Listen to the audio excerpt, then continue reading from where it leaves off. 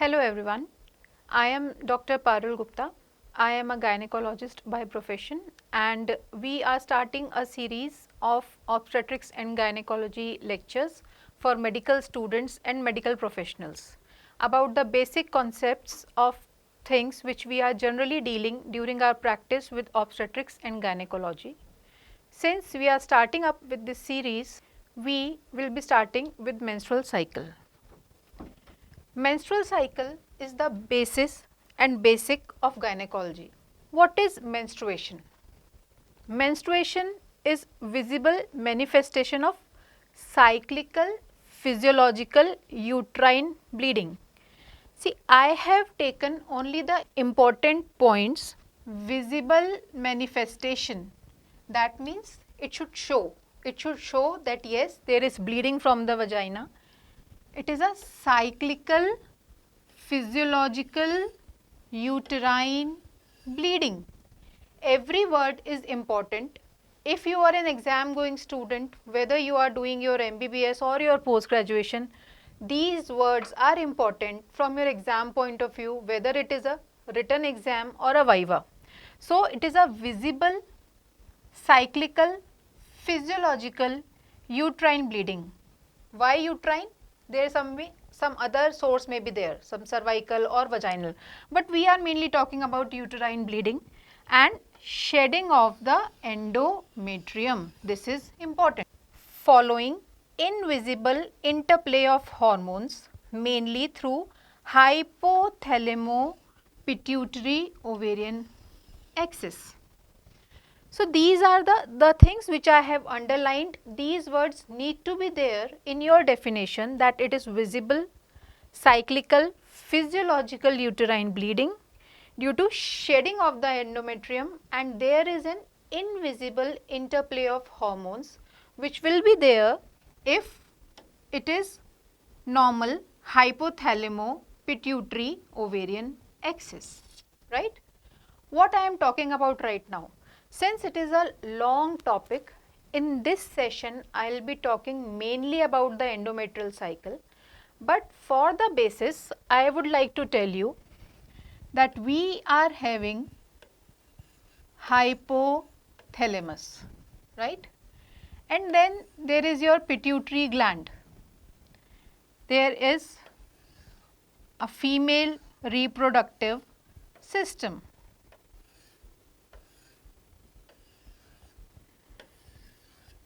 Once a female or a woman attains puberty, from the hypothalamus, GnRH pulse release starts. What is GnRH? Gonadotrophin releasing hormone. It works on the pituitary and the pituitary secretes FSH and LH. This is the basic axis. It starts functioning once a woman reaches puberty. These FSH and LH, they work on the ovaries, and there is something called as the ovarian cycle. That means in the ovary, oogenesis starts. We will be talking about this oogenesis and ovarian cycle and hormonal interplay in detail in the next lecture. But the take home message from this slide is, once the oogenesis starts, then the ovary gives rise to estrogen plus progesterone. These are the basic hormones and they will work on the uterus, on the endometrial lining of the uterus, and once there is this interplay, rise of estrogen, then rise of progesterone, then both of them are withdrawn, then there is shedding of this endometrium and there should be a patent os, that is the exit. There should be an exit, a patent cervix, a patent vagina for the blood to come outside, and then it becomes visible. I hope I am making myself clear with this slide that why is it visible, why is it cyclical and physiological definitely. by the shedding of the endometrium, and there should be a normal hypothalamo pituitary ovarian axis. So, for the menstruation to occur, the axis must be actively coordinated, what I told right now. The hypothalamus should function, pituitary should function, ovary, and then the functional zone of endometrium should function. That means the endometrium must be responsive to the ovarian hormones. I have already shown this in the last slide by my diagram, that the estrogen and progesterone, they act on the endometrium, and if the endometrium is functional and responsive, only then the bleeding will occur. The outflow tract must be patent. Why I am emphasizing so much on this thing, that when we will shift towards the further classes in gynecology about the pathologies, then you will come to know that each and every step carries importance. If there is any problem with any step, then there is some pathology. Now, what do we call it as normal? As a medical student, anyone can ask you, what is a normal period? What is normal menses? The duration of menstruation is about 4 to 5 days. This is a normal duration, right? The amount of blood loss is estimated to be 20 to 80 ml. But right, not more than 80 ml, not less than 20 ml. Average is 35 ml. Nearly 70% of the total menstrual blood loss occurs in the first 2 days. This is important, that if the periods are lasting for 4 to 5 days, it hardly matters, but most of the bleeding will occur in the first couple of days. Now, what does the menstrual discharge contains? This is an important question as far as your Viva is concerned, as well as your knowledge is concerned, that it is not merely purely blood. No, it is mainly the dark altered blood which is coming from the endometrial cavity, mucus which was already present in the cervix but it comes out with the blood, vaginal epithelial cells. Vagina has got epithelial cells which seem different in different phases of menstrual cycle, and they are also shed off with the endometrial cells and the mucus. Some fragments of endometrium come out.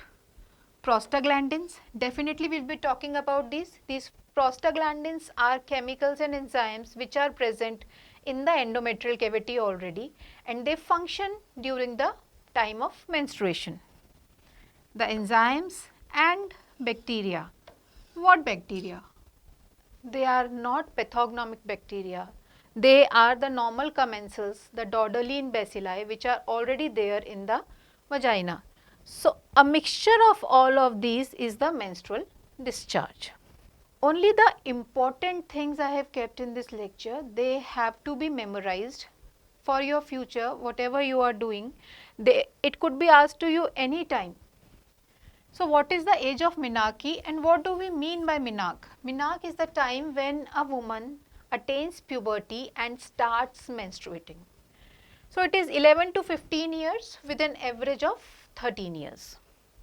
Cycle duration 21 to 35 days, and menopause, that is complete cessation of menstruation for at least 1 year, that is menopause. So, what is the average age? 45 to 50 years. The importance of cycle duration is the most of the important thing in this slide, because you should know that what is frequent periods and what is delayed periods. Any period which comes earlier than 20 days is frequent periods, and any period which is delayed by more than 35 days, so it is a delayed period. Now, in my first diagram, I mentioned that there are 2 cycles which mainly control the menstrual cycle. The ovarian cycle, that means the process of oogenesis and ovulation in the ovary, which releases estrogen and progesterone cyclically, and the endometrial cycle, how the endometrium or the uterus reacts to those ovarian hormones. In this lecture particularly, I will be talking about endometrial cycle and we will be covering ovarian cycle in the next talk. One thing I would like to mention, as I mentioned there, that there are ovaries and there is a uterus, and the uterus has got the endometrial cavity in the center. This endometrial cavity gives response to estrogen and progesterone, but not necessarily endogenous. What does that mean? If the ovary is giving rise to hormones, that is okay, they are endogenous hormones and then the uterus is functioning. But if there is a time when the patient says that I am having no periods, at that time you can give exogenous hormones in the form of tablets to see whether the endometrium is functional or not. So, it is not necessarily that endometrium should get hormones only from the ovary. You can supply it exogenously also, point number 1. Point number 2, that is called as estrogen priming. What does that mean? The functional zone of the endometrium becomes responsive only when it is primed by estrogen. This is very important. If there is no estrogen in the body and you give only progesterone to the patient, the endometrium is not going to give any response. So, every time it is important for you to note that the endometrium will function only if it is primed by estrogen. Now, we start with the endometrial cycle. The endometrium is the lining epithelium of the uterine cavity above the level of the internal os. What does that mean? This is the structure of a uterus, of a normal uterus. Then there is something called as external os. External os opens inside the vagina, portio vaginalis, right, anatomy, and this is the internal os, and the lining is the endometrial cavity, endometrial lining. Uterus is a potential space. We should understand this thing, that uterus does not have a space in between. The anterior and posterior walls of the uterus are generally in touch with each other. So, the anterior endometrium and the posterior endometrium, these are touching each other with a line visible during our ultrasonography tests. So, in the cavity, the epithelium of the uterine cavity above the internal os up to the fundus is called as the endometrium. What does it contain? It consists of surface epithelium, glands, stroma and blood vessels. Why I am focusing on this? These 3 words, you ought to remember these 3 words, because only these 3 words are important in the endometrial phase, that what happens to the glands, to the stroma and to the blood vessel all together during the proliferative phase, ovulatory phase, secretory phase and menstrual phase. Now, uterine wall have 2 distinct divisions, the basal zone or the stratum basalis and superficial functional zone. What does that mean? This means that this endometrium, if I take one side of the endometrium, see, if it is anterior, it is posterior. So, the anterior endometrium is again divided into a basal zone, which is the base where it is in touch with the myometrium, and there is a functional zone. The functional zone of both the anterior and posterior myometrium are in touch with each other. So, the lining which is in connection between the myometrium and the endometrium is known as the basal zone or the stratum basalis, and the other one is known as the superficial functional zone. Why do we divide endometrium into 2 parts? This is very important, I will be talking about it. Basal zone, it is 1/3 of the total depth of the endometrium.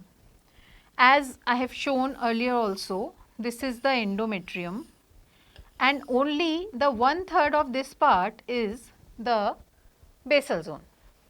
It lies in contact with the myometrium. It consists of a compactly placed stromal cells and supplied by basal arteries. This is important. In your anatomy thing, you must have read that once the uterine artery enters into the uterus, then to supply the endometrium, it gives basilar arteries. So, they enter into the endometrium from the basal zone, and this basal zone is generally free of the work of the hormones. So, it has got compactly placed stromal cells. The most important thing to remember, it is uninfluenced by hormones. Whatever may be the hormonal milieu, whatever may be the status, the basal zone is not going to shed off.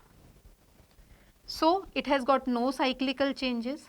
It is a zone of regeneration. That means that once the functional zone is shed off during the menses, further stroma, further glands and further blood vessels will grow again from this zone. So, we need to maintain this zone for the future of the endometrial cavity, and it measures only 1 millimeter. It is very thin, but it is the mother of endometrium.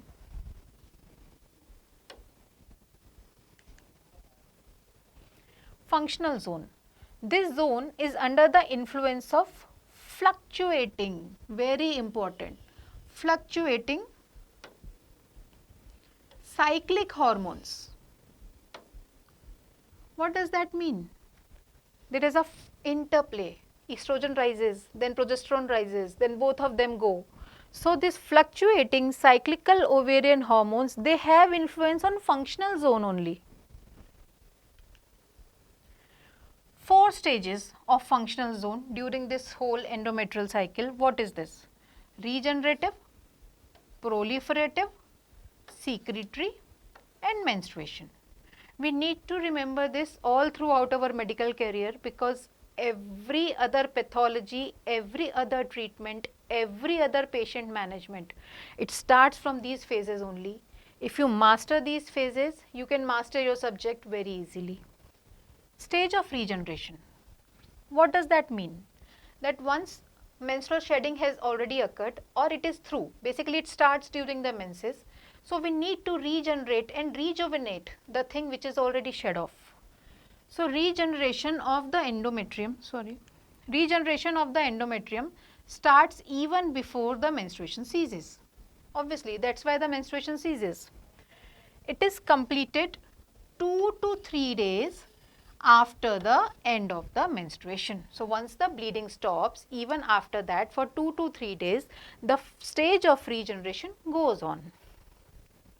Now, I already told you that we will be talking only about the glands, the stroma and the blood vessels. So, the glands and the stromal cells are regenerated from the basal zone. The take home message that the basal zone is the mother.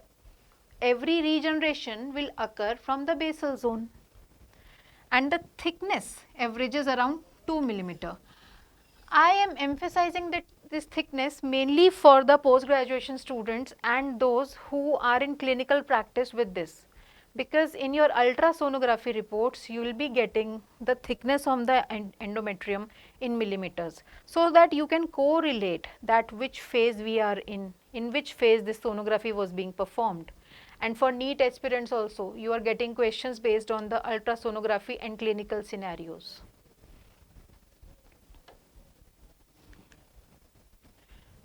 Next comes the stage of proliferation. So, once it is regenerated, now it will start proliferating.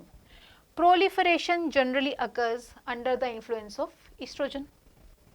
This stage extends from the 5th or 6th day of the menstrual cycle to the 14th day till ovulation. Why ovulation? Because once ovulation has occurred, then there will be progesterone and the estrogen primed endometrium will come under the influence of the progesterone. So, the stage of proliferation starts from 5th to 6th day up to the 14th day. One point I wanted to emphasize, that the proliferative phase is variable. Its duration may change in different cycles. It is variable, but your secretory phase is always constant. What I mean by this, that some lady may ovulate on 14th day if we are talking about a normal 28 days cycle. But if we are talking about a 20 days cycle, right, we have read that the normal duration is 21 to 35 days. So what about that lady who is having a cycle of 21 days? She will not be ovulating on day 14. Secretory phase is always constant, it is always 14 days. So 21 minus 14, that amounts to 7. That means a woman who is having a cycle of 21 days will ovulate on day 7.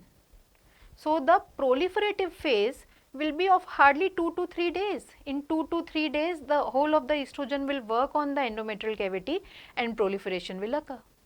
So it always starts from the 5th or 6th day, but it ends on ovulation. It is not necessary that it will go till 14th day. It will end on ovulation. Depending on the cycle length, ovulation will be decided. The proliferative changes occurs due to the rise in the level of ovarian estrogens. We have discussed this. What happened to the glands? Glands become tubular and they were perpendicular. This is like this, the glands are coming like this towards this and this.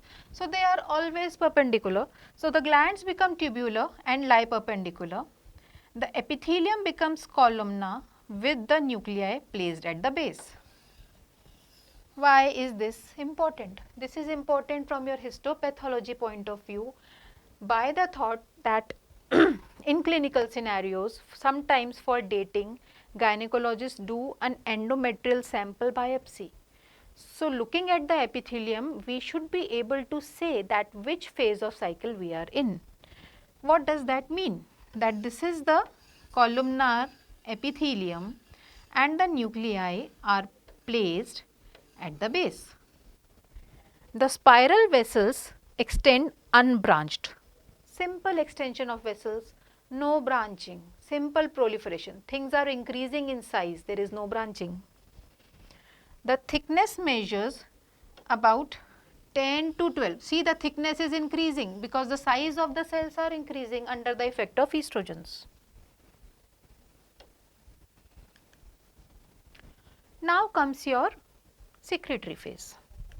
As I told, it is always constant.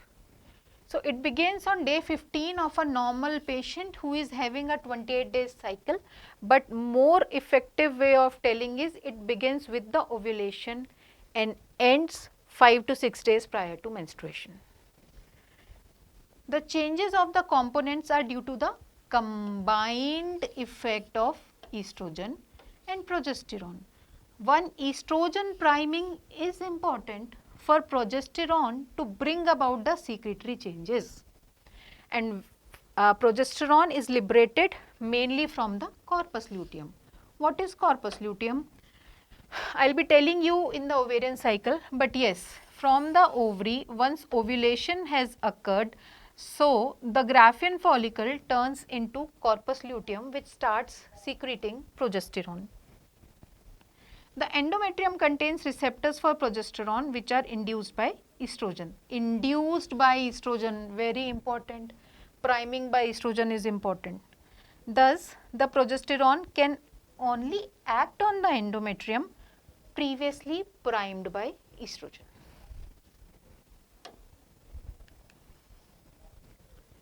Changes during secretory phase. What are the changes during the secretory phase that you will say? Now things will start growing. Secretory changes means excessive growing. So epithelium becomes more columnar. Glands become more in size, taller. And then comes the most important thing, which is the subnuclear vacuolation. What does that mean? This was your columnar epithelium, and as I told that the nucleus was lying at the base in the proliferative phase. But what happens in the secretory phase? The glycogen collection starts here at the base, because this glycogen, why is it like that? Because it is preparing for a pregnancy. If a pregnancy would occur, what would they feed to the zygote? So they need glycogen over here. So there are vacuoles filled with glycogen which lie above the base and between the nucleus. This is called as subnuclear vacuolation. Subnuclear vacuolation is the first sign that yes, the progesterone has started acting on this endometrium. Subnuclear vacuolation. Sawtooth glandular epithelium. Just remember this word. If you get in your exam sawtooth, then it is secretory, otherwise the meaning is the same. Blood vessels show marked spiraling. This is important.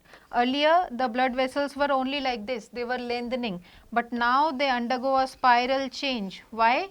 Because excessive blood flow they are inviting a pregnancy, but if there is no pregnancy, this spiral will go into a spring action and then there is shedding of the endometrium. This is a basic ultrasound report. You are getting questions in your NEET exam. Here and there I have seen that they give you sonography reports, the films. What does that show? I will make the diagram. If the patient is lying like this with these are the thighs and this is the abdomen where there is a uterus, right? So this is the picture. I hope you can correlate now. This is your uterus and this is the os. This is the lining of the os and this is the endometrium. See, the anterior endometrium, the posterior endometrium in contact with each other, and then there is the line of contact very clearly visible. So if it is clearly visible, that means either it is a proliferative phase or it is a early secretory phase. These are the secretory changes, these hazy white things, these are secretory changes. So secretory changes have not gone up to the center. I have kept this slide just to make you understand that how to read a report. Now thickness, as we see that 10 to 12 mm we have already reached during the proliferative phase. So during the secretory phase only the spiraling and the vacuolation changes like this occur, but the thickness would not increase. It is around 12 mm only.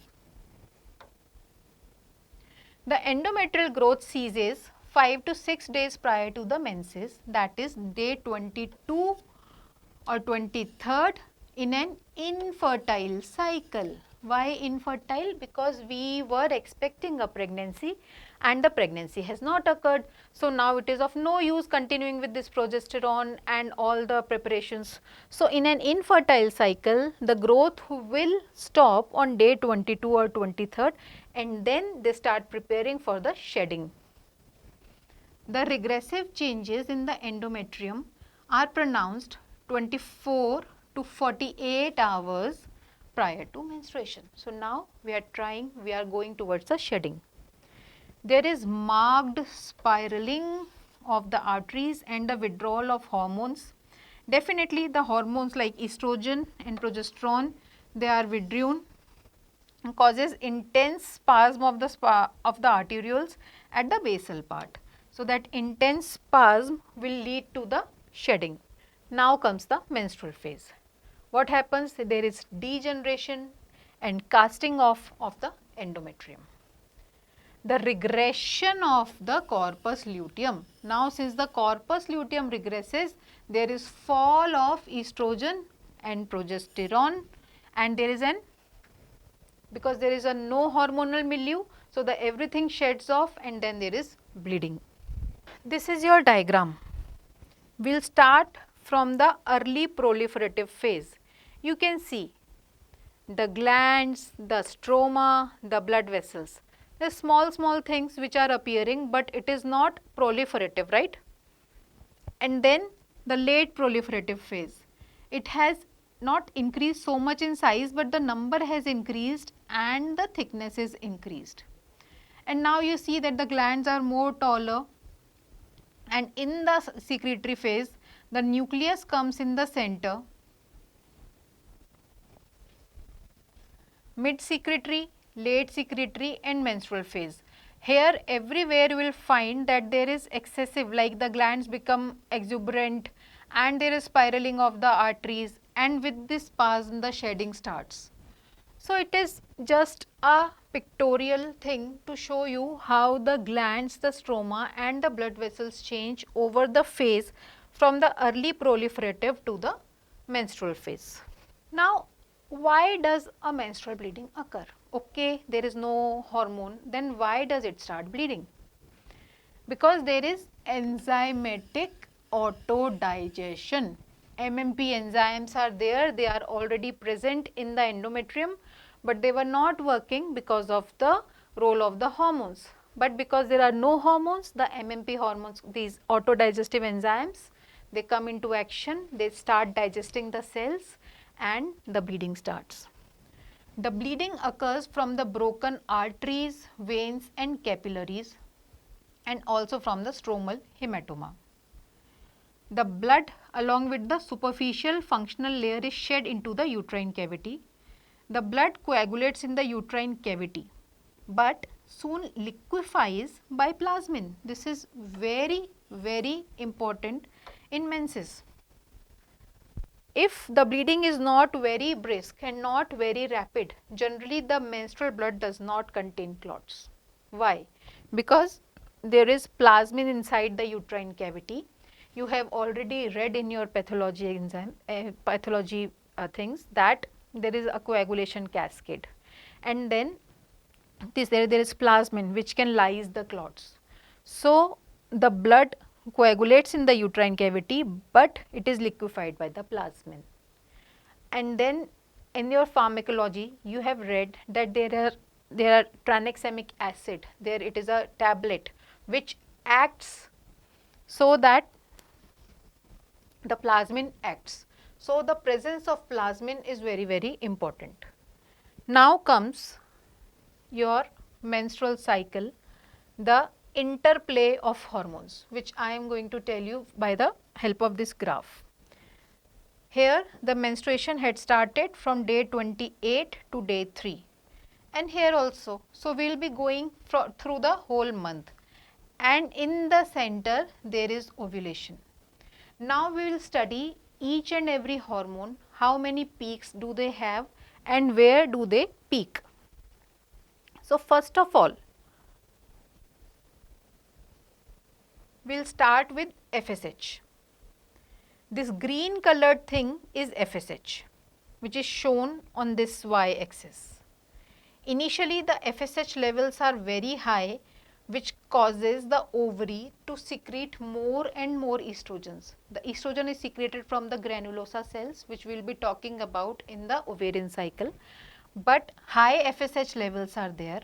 But once the estrogen levels, which is in the violet color, the estrogen starts rising, the FSH starts falling. Simple negative feedback which we have read. What is negative feedback? One hormone balances the other hormone. Under the effect of FSH, estrogen increases, and with high estrogen, FSH decreases. So once the estrogen starts rising, there is fall in FSH in the mid cycle. And then the third hormone, that which is red in color, which is the LH. LH has got only one peak, called as LH surge. This LH surge is very important for your ovulation to occur. It is under the influence of LH that the Graafian follicle undergoes changes which leads to ovulation. So first of all, FSH was important, which is green in color, to show that the estrogen will rise, and once the estrogen rises, with the peak of estrogen, LH starts peaking and it goes with a high peak all above, and then immediately after LH surge there is a point of ovulation. At the point of ovulation, the progesterone starts rising, progesterone which is yellow in color. It rises, rises, rises, and then plateaus in between your secretory phase.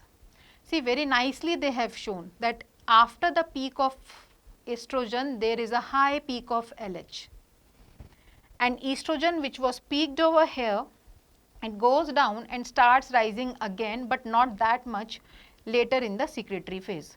So these two hormones, that is the FSH and the estrogen, they have got two peaks during the total menstrual cycle, whereas LH has got single high peak and the progesterone has got this peak. But yes, definitely there is a certain rise of progesterone, 17 hydroxyprogesterone, just before the ovulation, that we'll be talking about later. So you need to remember these four hormones, and these interplay of hormones is important. Time limits, just for you people to memorize. Exam questions. Time interval before ovulation. Estradiol rise, which I showed you a small peak, it is 83 hours before the ovulation. The onset of the LH surge starts 34 to 36 hours prior to the ovulation, but the peak of LH, it is 12 to 16 hours. Those clinicians or those residents who are practicing, they know that there are urinary LH kits available. They check your LH surge, and once the LH surge is checked in the kit, in the next 24 hours the female is most fertile because the ovulation is expected at that time. Estradiol peak, estradiol rise had started 83 hours, but it will peak only 24 to 36 hours. So as we remember, there were two peaks, estradiol and then LH. So estradiol peak 24 to 36 hours, LH peak 12 to 16 hours, and progesterone rise is 8 hours after the ovulation, right?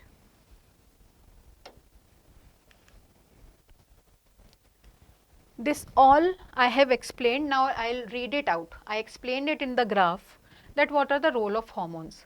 Sustained peak level of estradiol for about 24 hours beyond 200 picogram per ml in the late follicular phase results in LH surge.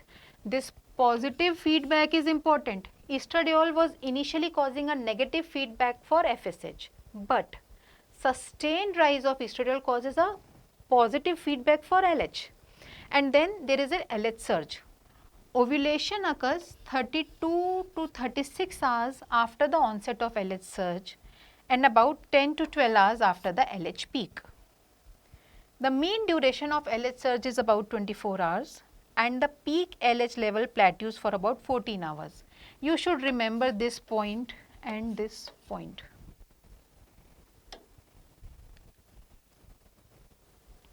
The cause of LH decline is probably due to the acute down regulation or due to the negative feedback from the progesterone. So once the ovulation has occurred, the progesterone starts rising and the LH starts going down. A pre-ovulatory FSH surge increases the plasmin, which helps lysis of the follicular wall, and the LH surge stimulates completion of the reduction division of the oocyte and initiates luteinization of the granulosa cells and synthesis of progesterone and prostaglandins. This is very, very important. LH surge is important for the reduction division of the oocyte, which was being there since long. It was arrested over there. The primary oocyte is arrested in a phase, and then the phase becomes complete under the LH surge.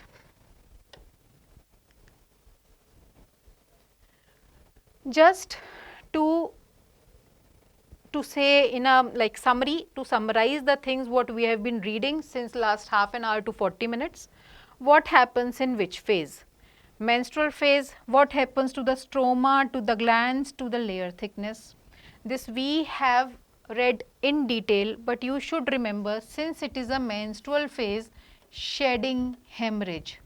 The glands start crumbling and then the regeneration starts in the menstrual phase itself, what we talked about. And the layer thickness is the least, which is 1 to 2 millimeter.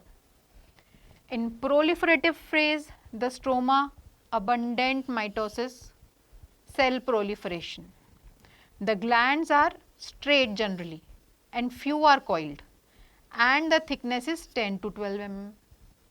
And in secretory phase, you will find stromal edema, decidual changes which are important for the pregnancy, dilatation, subnuclear vacuolation is important, sawtooth glandular epithelium, corkscrew shaped glands, marked spiraling and the thickness 12 to 14 mm.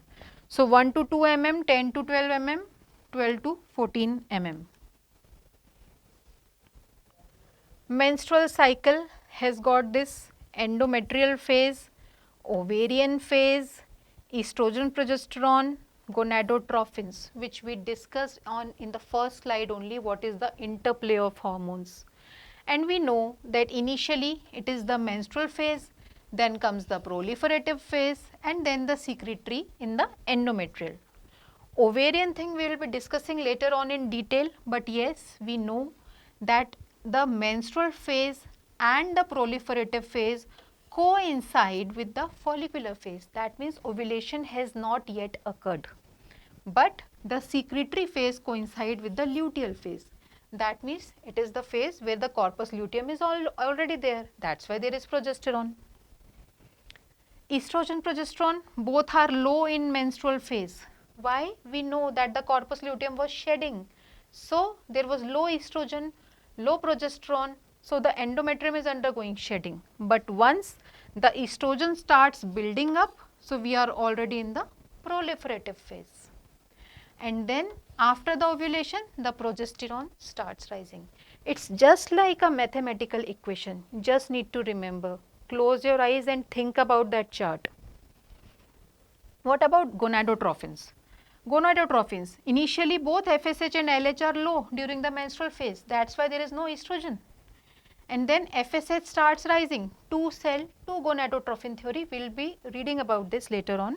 So, FSH is generally related to estrogen. So, once FSH starts rising, estrogen starts rising. With LH starts rising, there is ovulation and progesterone starts rising. And once progesterone falls, both estrogen and progesterone fall. There are small things which we can read about cervix. That what happens to the cervix? We were talking about endometrium all the time. What is happening with the cervix, which is the conduit?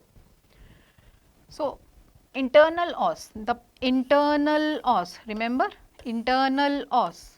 The internal os goes funneling during follicular phase. Why?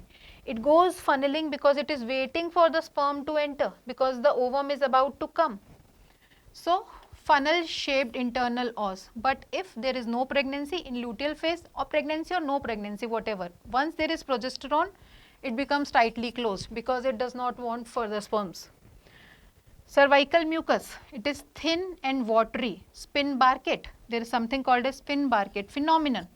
Under the effect of the estrogen, the cervical mucus becomes thin, watery, stretchable for the easy passage of the sperms. It can stretch up to 10 centimeter, but this whole property is lost. It becomes thick and viscid in luteal phase under the effect of progesterone. The fern tree pattern is maintained during the follicular phase but is lost during the luteal phase. Glycoprotein network and glandular epithelium. Glycoprotein network is parallel, thus facilitating sperm penetration, and it is interlacing. Mainly you should remember these things. What is spin barkate? Why is there thin watery discharge from the cervix? And it is basically under the effect of estrogen.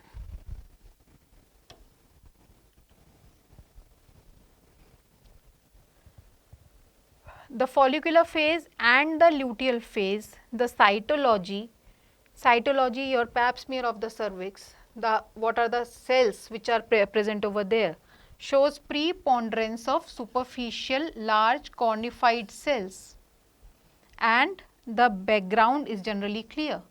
but in luteal phase the background is dirty and there is a presence of navicular cells.